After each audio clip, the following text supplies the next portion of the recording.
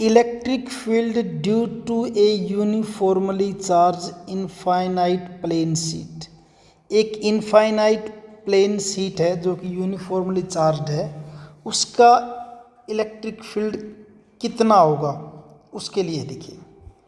Consider an infinitely long plane sheet with surface charge density lambda. Surface charge density क्या दे रखी है? Lambda दे रखी है।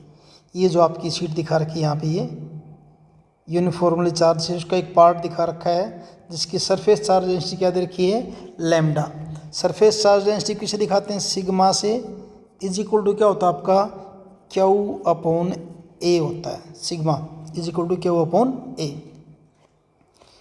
ठीक है, तो let us now find out electric field at point P.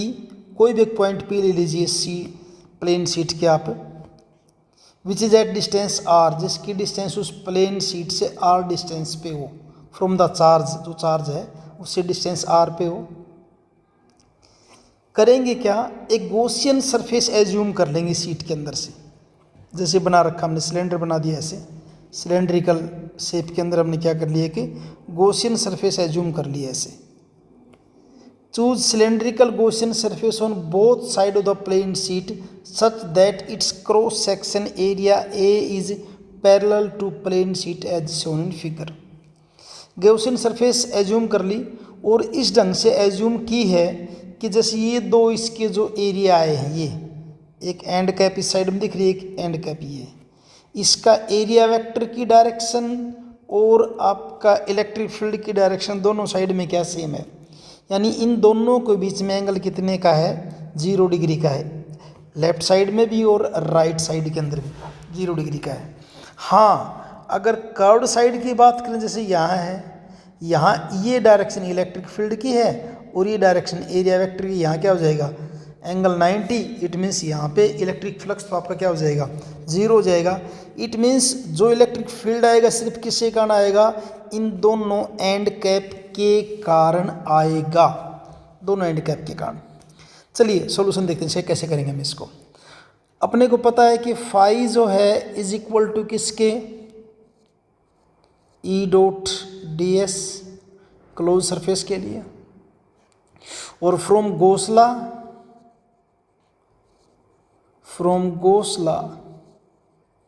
गोसला से हमें ये पता है कि फाई आपका किसके इक्वल होता है? 1/ε0 charge enclosed by that body.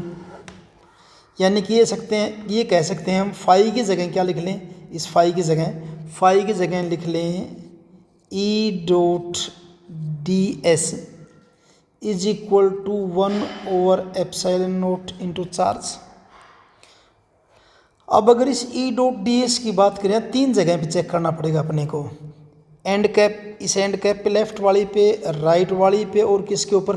Curved surface है इसके ऊपर। इन 3 पे चेक करेंगे। तो कैसे करेंगे देखिए, अगर हम बात करते हैं लेफ्ट साइड की, तो यहाँ क्या हो जाएगा? हम लिखेंगे ई, लेफ्ट साइड की बात करते हैं, लेफ्ट साइड में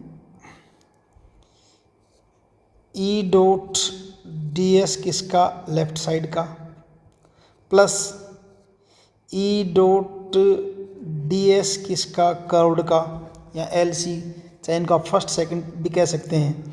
मैं लेफ्ट साइड के बजाय इनको फर्स्ट और सेकंड और थर्ड ऐसे दिखा देता हूँ। मान लिया आपका ये फर्स्ट एरिया है, ये सेकंड एरिया है, और ये वाला आपका क्या है? थर्ड एरिया है। ऐसे दिखा दिया मैंने इसको। तो यहाँ भी फिर हम जो क्या कर देते हैं, ये आपका फर्स्ट एरिया का, फिर ई डॉट डी एस किसका कर दे? सेकंड का, और ई डॉट डी एस कर दें किसका? थर्ड का, is equal to 1/ε0 into Q. अब यहाँ देखिए, फर्स्ट के अंदर जो आपका है इलेक्ट्रिक फील्ड क्या बनेगा? इलेक्ट्रिक फील्ड तो ई है। एरिया क्या है? यहाँ पे ए है फर्स्ट एंड कैप पे, प्लस यहाँ अगर बात करें सेकंड के अंदर क्या हो जाएगा आपका? ये ई और एरिया सपोज कीजिए मैं इसको ए डैश से दिखाता हूँ, लेकिन एंगल यहाँ पे क्या है? 90 डिग्री का है। प्लस ऐसे ही थर्ड जो दूसरी एंड कैप उसका क्या हो जाएगा? ई हो जाएगा 1/ε0 इंटू क्यू। ई ए 2 बार है तो 2 2EA और कोस 90 जो है यहाँ कोस 90 इसकी वैल्यू किसके इक्वल होती है 0 के होते हैं, यानी सारी चीज़ें क्या हो जाएगी आपकी 0 हो जाएगी, इसको छोड़ देंगे यहीं पे। चलो एक बार लिख देता हूँ 0 is equal to 1/ε0 into Q. और आगे चलेंगे तो आपका हो जाएगा भाई ये 2EA वैसे ही 0 के लिए लिख दिया दोबारा क्यू और ε0 और E इज इक्वल टू क्या हो जाएगा क्यू ε0 और नीचे क्या आ जाएगा आपका 2 आ जाएगा और क्या आ जाएगा A आ जाएगा। थोड़ा सा और जंचा देते हैं Q/A कर दूं और 2ε0 कर दूं। अब अपने को पता है Q/A ये तो आपका क्या था सिग्मा था सरफेस चार्ज डेंसिटी Q/A, तो इसकी जगह हम क्या लिख देते हैं E is equal to Q/A को हम कर देंगे सिग्मा और नीचे आपका 2ε0। रीज़न लिख दो, मैंने पहले बता भी रखा है क्या कि सिग्मा इज इक्वल टू क्या होता है आपका Q/A।